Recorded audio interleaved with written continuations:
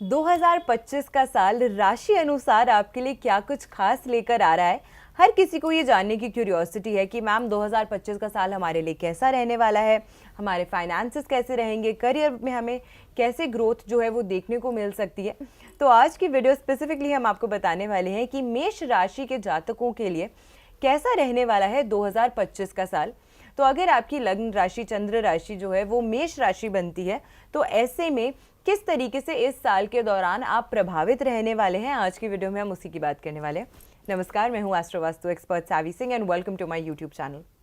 2025 का साल वैसे तो जब हम न्यूमरोलॉजिकली बात करते हैं तो 9 अंक बनता है जो कि मंगल का साल है। मेष राशि की जब हम बात करते हैं तो मंगल ही आपकी राशि के स्वामी ग्रह माने जाते हैं। और वहीं जब हम एस्ट्रोलॉजिकली बात करते हैं तो 2025 के साल में बहुत ही कमाल के कॉम्बिनेशन बन रहे हैं, क्योंकि ये एक ऐसा साल है जिसमें सूर्य राजा की भी उपाधि पे है और मंत्री की भी उपाधि पे है।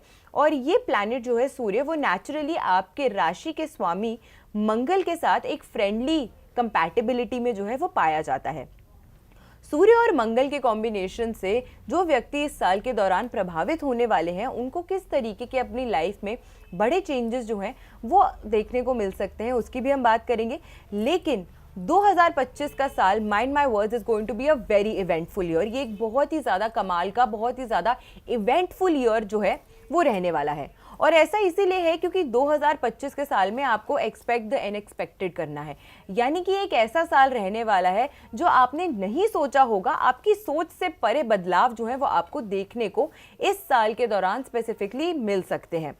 2025 का जो साल रहने वाला है वो एक ऐसा साल रहने वाला है जब बहुत ज़्यादा सडनली बहुत सारे उतार चढ़ाव, बहुत सारे चेंजेस जो हैं वो आपको अपने जीवन में एक्सपीरियंस करने का अवसर मिल सकता है। और मेष राशि की जब हम स्पेसिफिकली बात करते हैं तो आपके लिए जो साल है वो और ज़्यादा इवेंटफुल रहने वाला है। और इसकी रीज़न क्या है वो भी आज की वीडियो में हम आपको बताने वाले हैं। इसी के साथ 2025 का जो साल है जिसकी हम बात कर रहे हैं, ये एक ऐसा साल है जिसमें सारे बड़े ग्रह, सारे महत्वपूर्ण ग्रह जो हैं वो गोचर यानी कि ट्रांजिट करने वाले हैं।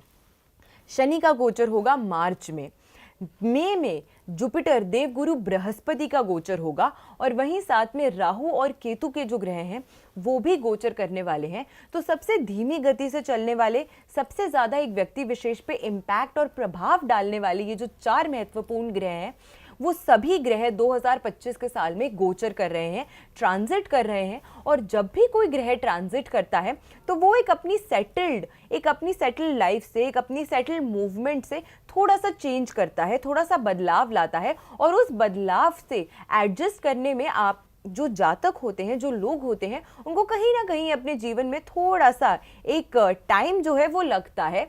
कोई भी एक जनरल व्यक्ति की भी अगर हम बात करते हैं, अगर सडनली उसे अपना घर छोड़ के थोड़ा सा कहीं दूर ट्रैवल करना पड़ता है तो उस नए क्षेत्र में एडजस्टमेंट करने में उन्हें टाइम लगता है। और यही एडजस्टमेंट जो होती है वही ग्रहों को भी करनी पड़ती है। और इसी कारण से हर ट्रांजिट के दौरान कुछ बड़े बदलाव, कुछ मेजर चेंजेस जो हैं वो व्यक्ति के जीवन में देखने को मिलते हैं।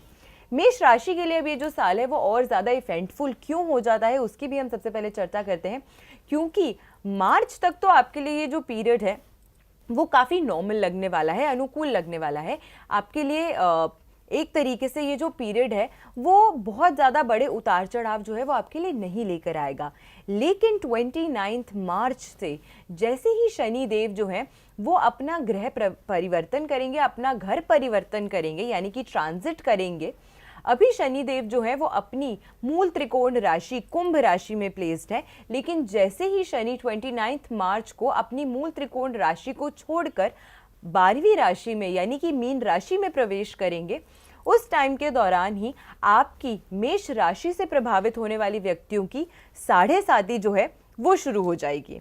और इसी कारण से साढ़े साती का जो पहला फेज होता है 2.5 साल का, उसमें किस तरीके के उतार चढ़ाव आपको अपने जीवन में एक्सपीरियंस करने को मिल सकते हैं वो आपको इस साल बहुत ज़्यादा डीपली फील होने वाला है। क्योंकि जैसे ही कोई बड़ा बदलाव होता है, जैसे ही कोई बड़े चेंजेस होते हैं तो एज ह्यूमंस हमें उससे सेटल होने में थोड़ा सा टाइम, उससे एडजस्ट होने में, उन चेंजेस में थोड़ा सा समय लगता है। और इसी वजह से अक्सर व्यक्ति कहते हैं कि साढ़े साती का जो समय होता है वो व्यक्ति को बहुत ज़्यादा एक तरीके से परेशान करता है। अब ये बात मैंने आपको बता दी है, तो इसका मतलब ये नहीं है कि आपको घबरा जाना है और आपको डिमोरलाइज हो जाना है, डिमोटिवेट हो जाना है कि 2025 के साल में तो हमारे साथ कुछ अच्छा होने ही नहीं वाला है। ऐसा नहीं है। तो आपको इस वीडियो को एंड तक देखना है, आपको क्या रेमेडीज करनी है वो भी हम आपको बताएंगे, और किस किस तरीके से आपको इस 7.5 को हैंडल करना है, किस किस तरीके से बाकी ग्रह आपको सपोर्ट दे रहे हैं, उसको भी जानने में आपको उतनी ही रुचि होनी चाहिए। तो उस वीडियो को एंड तक जरूर देखिएगा। अब मेष राशि की जब हमने बात करी तो यानी कि शनि का गोचर से आपकी 7.5 जो है वो शुरू हो जाएगी।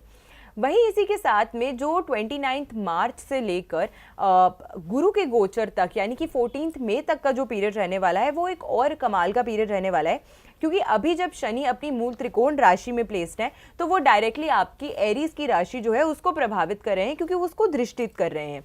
इसी के साथ जैसे ही गोचर होगा वो आपकी 7.5 को शुरू कर देगा, और इस गोचर के साथ डायरेक्टली शनि देव की जो दृष्टि है वो जब तक ट्रांजिट नहीं होता जुपिटर का, यानी कि 14 मई तक डायरेक्टली शनि देव जो है वो जुपिटर को एस्पेक्ट करने वाले हैं। तो इसकी वजह से भी आपको कई सारे मेजर चेंजेस, मेजर बदलाव जो है, सडन चेंजेस जो है वो आपको अपने जीवन में उसको एक्सपीरियंस करने का एक अवसर जो है वो इस समय के दौरान प्राप्त हो सकता है। अब इसी के साथ जब हम मेष राशि की इन जनरल बात करते हैं तो ये काल पुरुष की कुंडली की पहली राशि मानी जाती है, ये पहला उदय का भाव माना जाता है। इसी वजह से, और क्योंकि आप मंगल से नेचुरली प्रभावित हो रहे हैं, तो इसी वजह से मेष राशि के जातक जो है वो इन जनरल देखा गया है कि बड़े ही हार्ड वर्किंग नेचर के होते हैं, बड़े ही कॉन्फिडेंट नेचर के होते हैं। ऐसे लोग अपने जीवन में बड़े डिटर्मिन्ड और फोकस्ड होते हैं। लेकिन इसी के साथ साथ क्योंकि एक हाईली अग्रेसिव, एक हाईली टेम्परामेंटल और एक हॉट प्लैनेट आपको गवर्न करता है, इसीलिए कहीं ना कहीं इन व्यक्तियों में एक अलग सी ऊर्जा, एक अलग सा करिश्मा और साथ के साथ थोड़ा सा अग्रेशन जो है वो भी पाया जाता है। अब ऐसा एक प्लैनेट जब आपको गवर्न करता है और ऐसी 7.5 की परिस्थितियों में आप आ जाते हैं, तो हर कदम आपको थोड़ा सा सोचकर, थोड़ा सा कैलकुलेट कर कर अगर आप लेते हैं तो फिर आप कहीं ना कहीं अपने आप को इम्यून कर लेते हैं प्रॉब्लम्स के प्रति। तो इस चीज़ का खास ख्याल रखते हुए अगर आप इस साल में कोई भी निर्णय, कोई भी डिसीजंस लेंगे तो ये साल आपके लिए और ज़्यादा बेहतर हो सकता है। आपके लिए अच्छे चेंजेस जो हैं वो आपको एक्सपीरियंस करने का एक अवसर जो है वो प्राप्त हो सकता है। 29 मार्च को जैसे कि मैंने आपको बताया कि शनि का गोचर होगा तो डायरेक्टली आपकी राशि और ज़्यादा गंभीर तरीके से इम्पैक्ट होने लग जाएगी।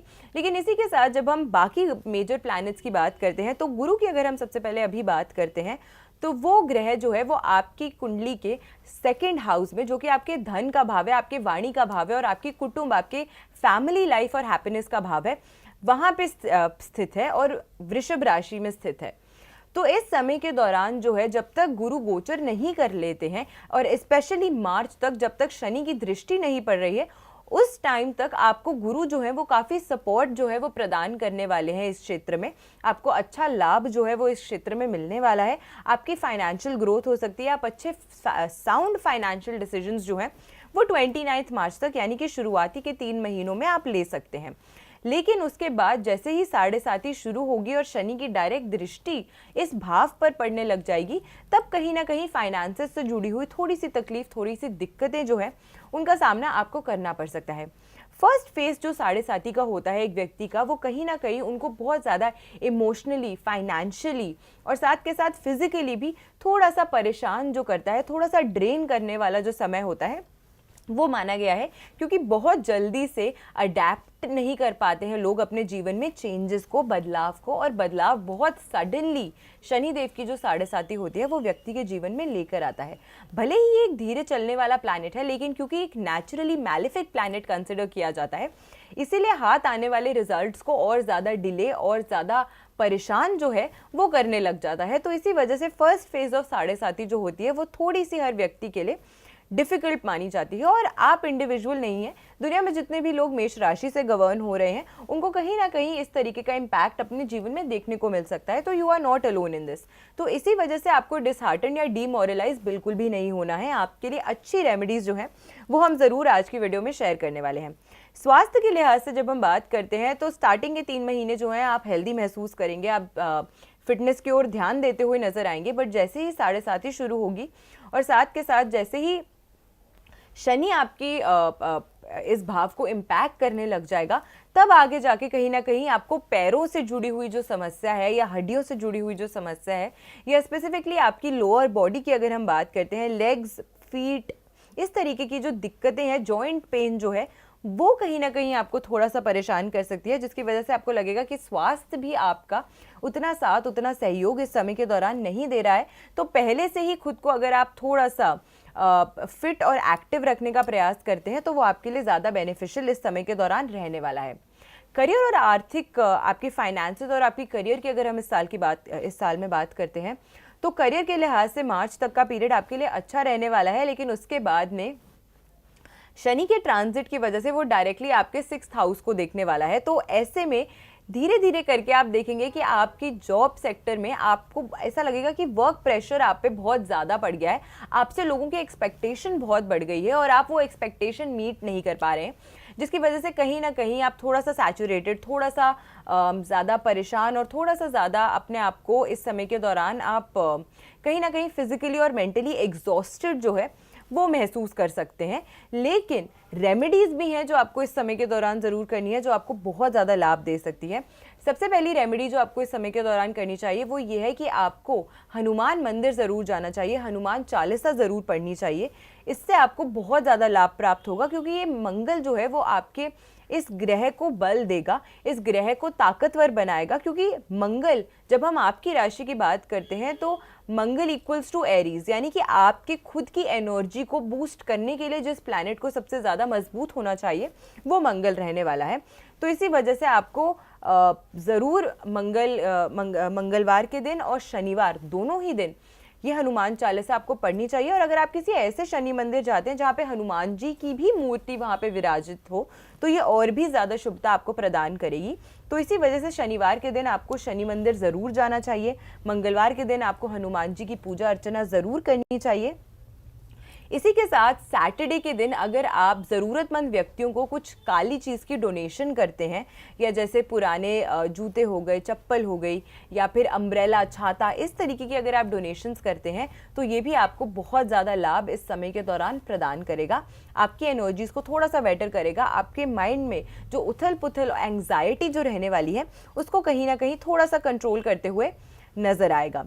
इसी के साथ शनि देव जो हैं, जब वो 13 जुलाई को 2025 में वक्रीय चाल चलने लग जाएंगे, यानी कि रेट्रो मूवमेंट में आ जाएंगे, तब आप देखेंगे कि थोड़ा सा कहीं ना कहीं आपकी जो परिस्थिति है उसमें आपको थोड़ी सी और डिले, या अगर आप कोई कार्य कर रहे थे या आपने कोई कार्य बड़ा ही दम लगा के करा, उसको आपने आगे तक पहुंचा दिया, उसमें थोड़ी सी डिलेज जो है वो बढ़ सकती हैं, यानी कि हर्डल्स और ऑब्स्टिकल्स इस साल आपको थोड़ा सा झेलने पड़ सकते हैं शनि की 7.5 के कारण।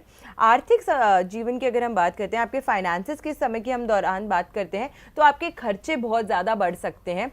लिक्विड कैश या फिर कैश इन हैंड रखना आपके लिए समय के दौरान बहुत ज़्यादा महत्वपूर्ण होने वाला है। तो इट इज़ इम्पॉर्टेंट कि आप बहुत सोच समझ के अपने जितने भी फाइनेंशियल डिसीजंस है इस समय के दौरान लीजिए। 29 मार्च से पहले जो आप डिसीजंस लेने वाले हैं वो फाइनेंशियली आपके लिए साउंड रहने वाले हैं, और इसी वजह से आपको लगेगा कि आप कहीं ना कहीं स्वे अवे हो जाएंगे कि नहीं, मेरे जो फाइनेंशियल डिसीजंस है वो मुझे बहुत हेल्प कर रहे हैं, मेरे लिए बहुत साउंड प्रूफ हो रहे हैं। बट रिमेंबर कि जैसे ही शनि का ट्रांजिट होगा एंड पोस्ट दैट जब शनि रेट्रोग्रेड हो जाएंगे, ये आपके डिसीजंस को कहीं ना कहीं आपके लिए उतना ज़्यादा फेवरेबल नहीं रहने देगा। इसी वजह से बहुत सोच समझ के कोई भी फाइनेंशियल डिसीजन 2025 के साल में आपको लेना चाहिए। रिलेशनशिप्स की, आपके प्रेम संबंधों की बात करते हैं, पारिवारिक जीवन की अगर हम बात करते हैं तो वहाँ पे शादी के लिए ये जो साल है वो आपके लिए बहुत ज़्यादा बेनिफिशियल नहीं नज़र आता है। स्पेसिफिकली 29 मार्च के ऑनवर्ड्स का जो पीरियड है, 29 मार्च से पहले अगर आप शादी की बात कर रहे हैं या शादी कर रहे हैं तो वो पीरियड आपके लिए कहीं ना कहीं फेवरेबल है। बट पोस्ट दैट ये पीरियड आपके लिए बहुत ज़्यादा इस साल के दौरान फेवरेबल जो है वो नहीं नज़र आता है। कहीं ना कहीं आप ये देखेंगे स्पेसिफिकली अगर, क्योंकि 29 मार्च को ये जो ट्रांजिट है वो हो रहा है, लेकिन उसके बाद में 14 मई को गुरु का भी ट्रांजिट हो रहा है। एंड जुपिटर और शुक्र दो ऐसे ग्रह माने जाते हैं जो आपके प्रेम जीवन को, आपके विवाह के जीवन को, विवाह के कारक जो हैं ये ग्रह माने जाते हैं। तो इनका ट्रांजिट अगेन बहुत ज़्यादा फेवरेबल मेष राशि के लिए नहीं लग रहा है। तो इसी वजह से स्पेशली 14 मई के ऑनवर्ड्स तो आपको थोड़ा सा इस तरीके की जो शुभ कार्य हैं उसमें आपको थोड़ा सा अवॉइड या थोड़ा सा परहेज जो है वो आपको करना चाहिए। बट प्रीवियस टू दैट, उससे पहले का जो समय है उसको आप यूटिलाइज कर सकते हैं। अगर इस तरीके की बातचीत आप कहीं करना चाहते हैं या अगर विवाह का प्रस्ताव आप रखना चाहते हैं किसी के समक्ष तो आप रख सकते हैं। पारिवारिक जीवन की अगर हम बात करते हैं तो थोड़ा सा, बिकॉज आपकी इन जनरल लाइफ में इस समय के दौरान काफ़ी स्ट्रेस और अग्रेशन आप फेस करने वाले हैं, काफ़ी ज़्यादा आप इस समय के दौरान ड्रेन महसूस करने वाले हैं। तो ये कहीं ना कहीं आपकी जो एनर्जीज हैं वो आप अपनी फैमिली लाइफ में भी कैरी करने वाले हैं, जिसकी वजह से पारिवारिक जीवन में थोड़ा सा तनाव इस समय के दौरान बढ़ता हुआ नजर आता है। गलत फहमियाँ जो हैं इस समय के दौरान बढ़ सकती हैं। तो अब ऐसे में कौन सी खास रेमेडीज़ हैं? कुछ रेमेडीज़ मैंने आपको ऑलरेडी बता दी, जैसे कि हनुमान चालीसा का पाठ करना, हनुमान मंदिर जाना, शनिवार को कुछ डोनेशंस करना, शनि मंदिर जाना। इस तरीके की रेमेडीज़ अगर आप करते हैं तो आपको काफ़ी लाभ होगा। एक स्पेसिफिक रेमेडी जो आपको इस साल के दौरान ज़रूर करनी चाहिए वो ये है कि हर महीने एटलीस्ट 1 सैटरडे आपको प्रयास करना चाहिए कि एक लोहे का पात्र किसी भी साइज़ का आप ले सकते हैं और उसमें कच्चा सरसों का जो तेल होता है वो डालकर और उसमें साथ के साथ लोहे की बनी हुई कोई भी छोटी सी चीज़, यानी कि लोहे का कील, लोहे का छल्ला, कोई भी छोटी सी चीज़ आप लोहे की डाल के उसमें अपनी छाया देखकर इस तेल को आपको शनि मंदिर में या कहीं पे भी डोनेट जो है वो करना चाहिए। ये आपको बहुत ज़्यादा हेल्प करेगा और हर महीने एटलीस्ट 1 सैटरडे इस रेमेडी को आपको ज़रूर करना चाहिए। This will prove to be very very helpful for you. तो इस रेमेडी को आपको ज़रूर करना चाहिए। 7:30 जब भी किसी व्यक्ति की आती है तो वो जाहिर सी बात है कि वो फाइनेंशियली और फिजिकली एक व्यक्ति को बहुत ज़्यादा क्रंच करती है, लेकिन घबराने की ज़रूरत नहीं है। देयर आर रेमेडीज़ जिसको करके आप अपने जीवन को और बेहतर बना सकते हैं।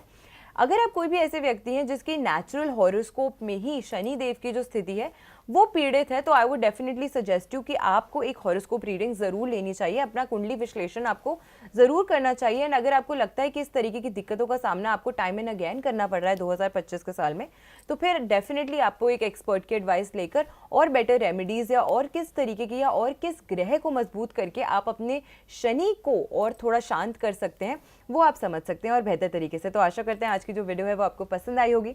वीडियो अगर अच्छी लगी हो तो ज़्यादा से ज़्यादा लोगों तक वीडियो को शेयर ज़रूर कीजिएगा। 2025 का साल आपके लिए क्या कुछ खास लेकर आने वाला है, आज की वीडियो में हम आपको पूरी तरीके से कवर करने का प्रयास किया था।